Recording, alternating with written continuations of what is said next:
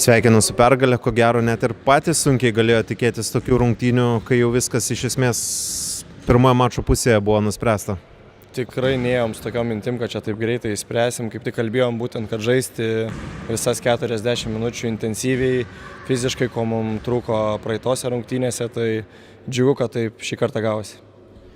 Aišku, pergalė smagu, bet ko gero varžovas tikrai nėra toks blogas, kaip šiandien atrodė. Tikrai aš manau, kad jie ir tas kelias rungtynės paleido mažais skirtumais, tai tas gal pergalių pralaimėjimų balansas neatitinka jų to žaidimo, bet šiandien džiaugiuosi, kad mes išėjom, sakau, labai su gera energija, intensyviai, fiziškai, kas mums leido pabėgti anksti rungtynėse. Neturėjot Igno Labučio, bet tai malonios žinios, kokia situacija su Fahrenhold, su kurio taip pat nebuvo.